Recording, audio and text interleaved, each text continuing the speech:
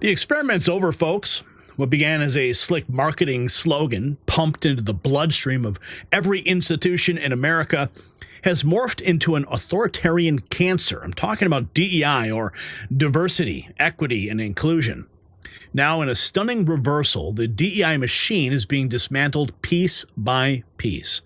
According to a shocking report from Defending Education, 32 school districts in Rhode Island have formal policies instructing staff to hide a child's gender identity from their parents. That's right. Teachers are actively lying to moms and dads, citing vague mental health concerns while systematically severing parental rights. Meanwhile, New York public schools are openly defying federal executive orders to end discriminatory DEI policies, risking billions in funding just to cling to their ideological fantasies. And as the DEI establishment crumbles under Trump's leadership, many Americans are worried about another crisis: skyrocketing heating costs. Just as schools have been hiding information from parents, the energy industry has hidden how much money you're wasting on home heating. The revolutionary Stay Warm Now system, so you can see it right here, cuts heating bills by up to 50% using breakthrough technology developed by MIT engineers. While Trump fights to protect parents' rights, Stay Warm Now fights to protect your wallet from energy companies' greed. Parents are standing up to DEI. Now, homeowners can stand up to outrageous heating costs. Visit staywarmnow.com for a special 40% discount. It's linked below. Okay, so we've got some information here. This is from the National News Desk, posted by Defending Education. A shocking PDE report found 32 Rhode Island school districts with parental exclusion policies. Listen. Approve of it. Topics she discussed with us was the consequences for states who violate Title IX and parental rights, federal laws, which, by the way, require parents to be allowed to review all of their child's educational records, including any documents related to gender identity. I know your organization has uncovered this being abused across the country, most recently in Rhode Island. What did you find there? And I live here, actually, so this is a close-to-home issue. We found that 83% of students in the state of Rhode Island attend a school that has a written policy that is designed to deliberately deceive parents about the gender identity of their child at school.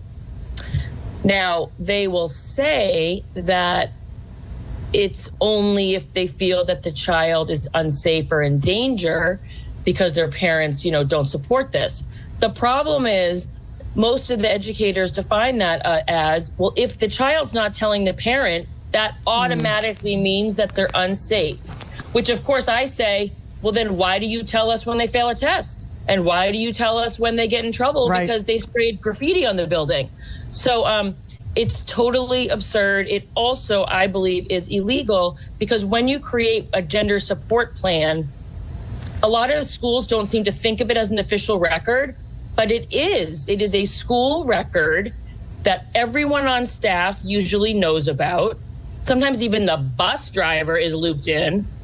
That is kept from parents, and I think that they're in violation. And also, if they are so concerned about a child's emotional or physical, if there's some kind of abuse that they fear could happen, then that should be reported irregardless of whether or not there is a report of gender identity. And they are mandatory reporters under the law. So already, if they believe that a child is in danger, they have a legal obligation to report that. So this weird, fuzzy, we're going to hide information from parents about this one subject, gender, because we worry that the fact that the parent doesn't approve of it means that that's unsafe. Makes no sense, because we also don't approve of our kids failing a test. And we don't approve, of our kids getting in a fight at school, and they don't hide that information from us. Exactly. Yeah, they don't hide that. Here's Jesse Waters. He says the chainsaw is still gassed up and running. $25 million in DEI grants just got doged. Here are the highlights. $250 million for marketing 100% organic shea butter in Africa. What? $250 million for pineapple juice commercials in Benin. $246,000 to dry mangoes in the Ivory Coast. Oh, he's got more? $140,000 for the University of South Carolina to create DEI segregation in libraries with gay-only safe spaces. $500,000 for University of Tennessee students to spy on what gays do on library computers. $265,000 for Queens College to research why black teens love Japanese comic books. Oh, and it just keeps going. Oh, $85,000 for Nigerian masseuses. Here's Jesse Waters. The chainsaw is still gassed up and running. $25 million in DEI grants just got doged. Here's some highlights. $140,000 for the University of South Carolina to create DEI segregation in libraries with gay-only safe spaces. $500,000 for University of Tennessee students to spy on what gays do on library computers. Wow. Yeah, I just read that. Let's keep going. DEI on display. This looks like the Wheel of Fortune, Indiana. Ow! Wow. Ow! Yeah, 4 L's. Pick that up, turn it over, lay it down right over that London trip down there. 650. Why? There's a Y. 500. G. 1 G.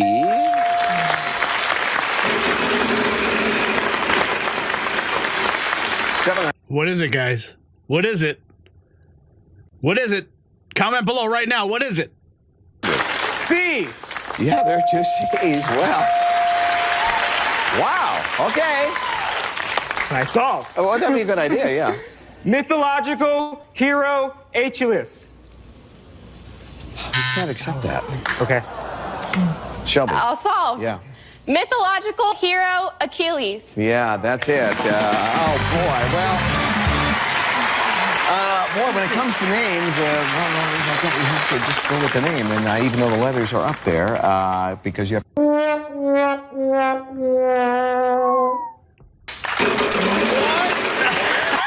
What? Are you kidding me? Oh, my. Mythological hero Achilles. Achilles. And they still didn't give it to him because he mispronounced it. We can't accept that. Okay. Shelby. I'll solve. Yeah. Mythological hero Achilles. Yeah, that's it. Oh, boy. Holy cow, man. That's so embarrassing. Here's one. DEI honors. Graduated from high school with honors but can't read or write? How does that even happen? Puerto Rico, as a 19-year-old, began her freshman year at the University of Connecticut in Hartford this fall. She's excited to study public policy, the culmination of hard work after moving north from Puerto Rico as a child. Do you remember when you first came to Connecticut? Yes, I remember I was very nervous, but I know it was gonna be better opportunities for me to learn. But Alicia says those opportunities never came to fruition.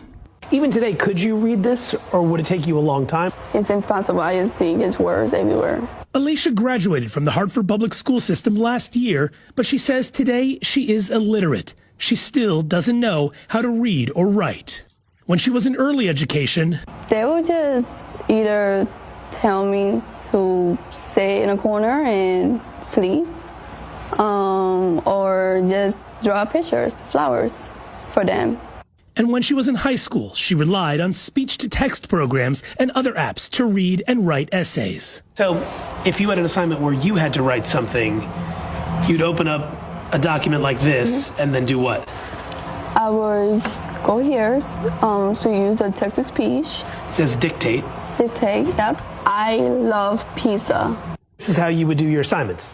And then Cats of the World VA case. I don't even know how to respond to that. When you graduated high school, you're 17, 18, 19 years old, and you are illiterate. And you graduated with honors. No.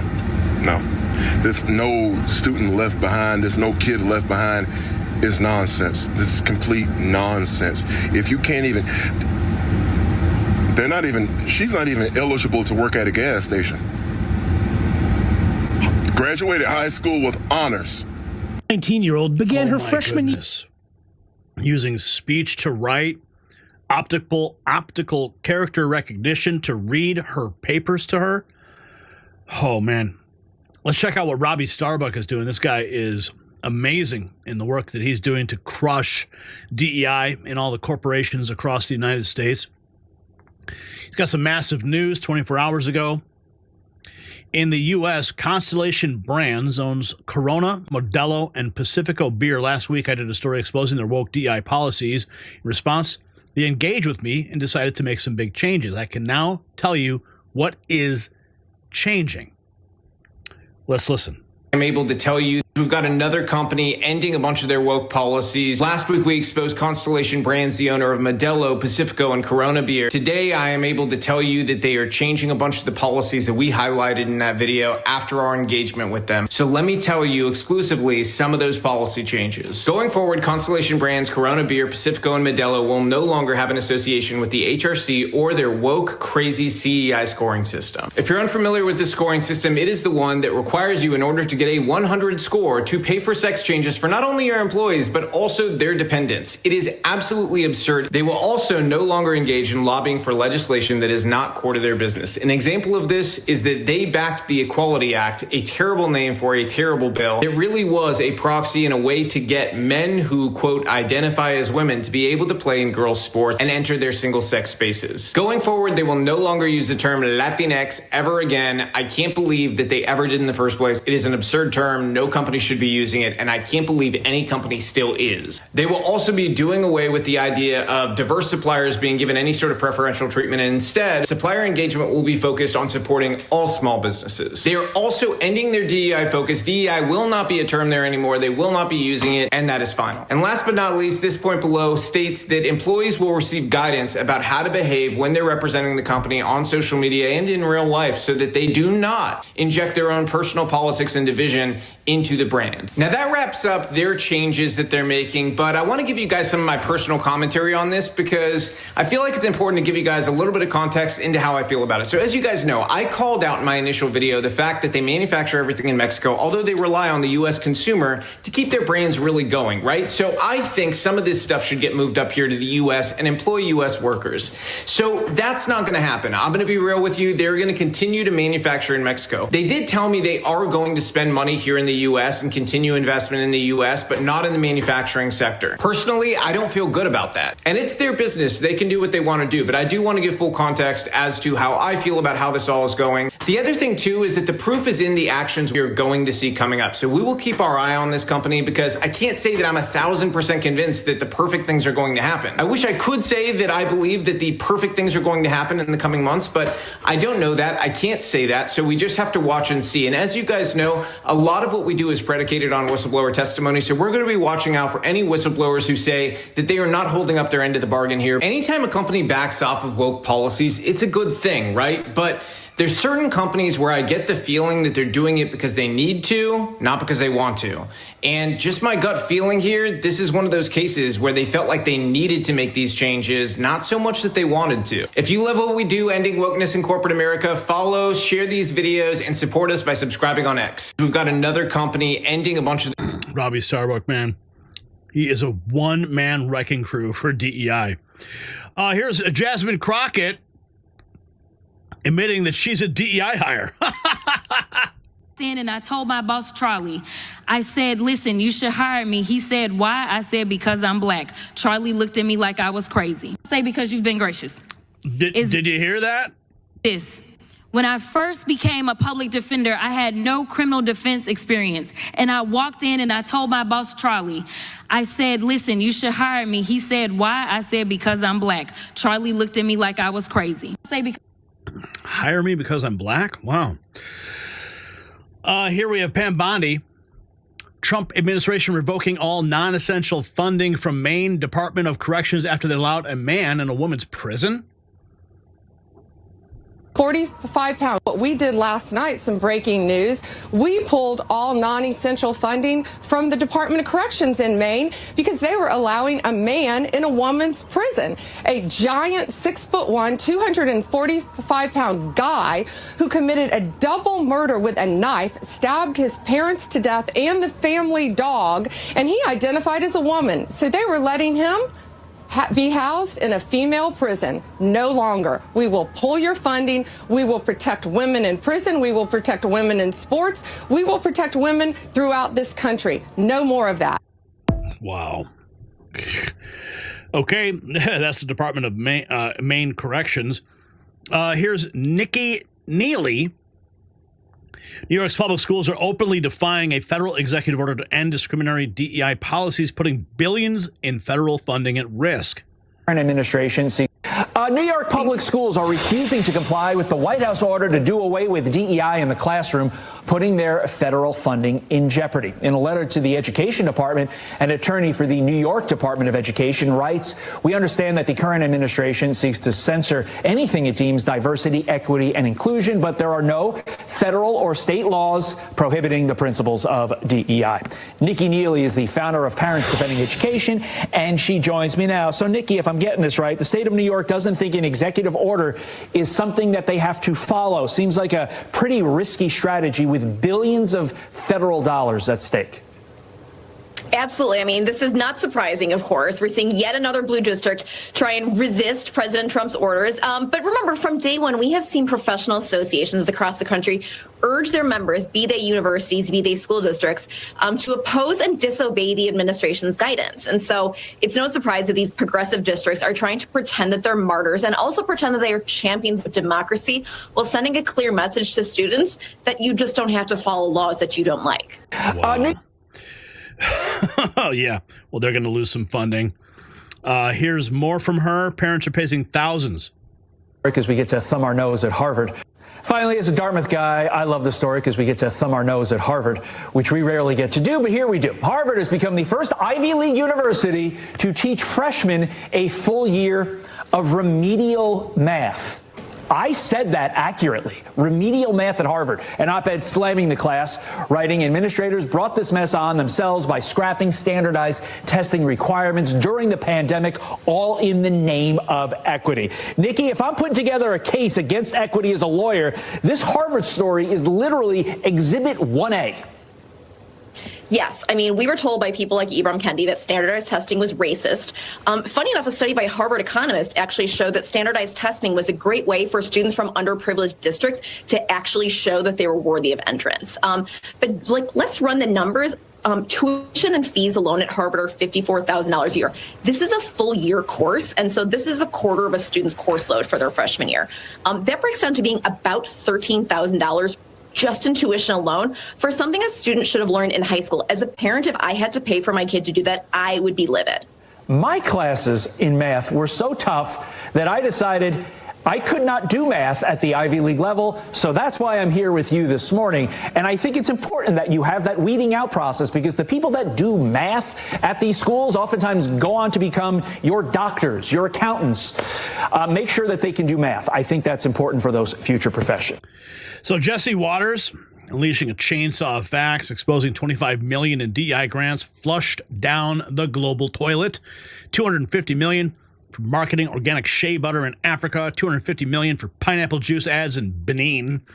It's not diplomacy, it's global grift. And the corporate world is finally reading the room. As you saw, Constellation Brands, owner of Corona and Modelo and Pacifico, rolled back their DEI hiring mandates after public pressure. Even more shocking, congressional whistleblowers confirm that families of politicians profiting off government DEI spending. So here's my question for you. Is the collapse of the DEI industrial complex signaling a return to merit-based systems in America? Or will the establishment find new ways to push their agenda on your children? Let me know your thoughts below. And stand up for meritocracy with our Next News gear. You'll find a link below at shop.nextnewsnetwork.com.